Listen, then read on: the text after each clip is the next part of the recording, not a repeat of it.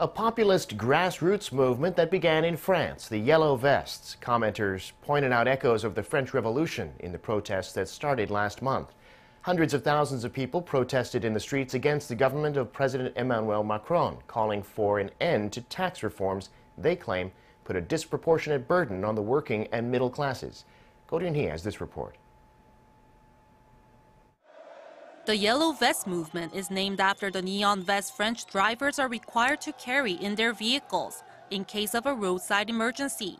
The first nationwide protest on November 17th was sparked by drivers' opposition to a rise in fuel taxes.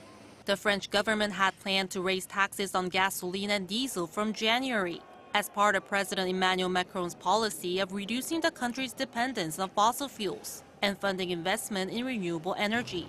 But the movement quickly turned into a wider mobilization among the middle class against Macron's other economic policies, such as slashing the wealth tax and reforming labor laws in a way that makes it easier to fire workers. Many are demanding better employment conditions for the working class, including higher wages and lower taxes. Some even want President Macron to resign. There's no reason to be scared. We are here for our children's future, for our grandparents who fought in the war, for our parents too, because some of them are suffering, struggling. During weeks of protests, there were confrontations between French police and protesters, which resulted in heavy casualties. According to French news reports, as of the third week of December, almost 3,000 people had been injured and 10 people had died.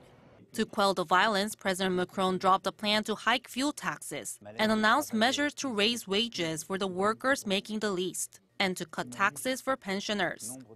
President Macron also called for a return to calm and order. That's what our country needs, concord and unity, a sincere commitment to a strong collective cause. Divisions must be repaired. The Yellow Vest demonstrations are expected to continue, and they're now spreading internationally to countries including Belgium and Lebanon. Roon-hee, Arirang News.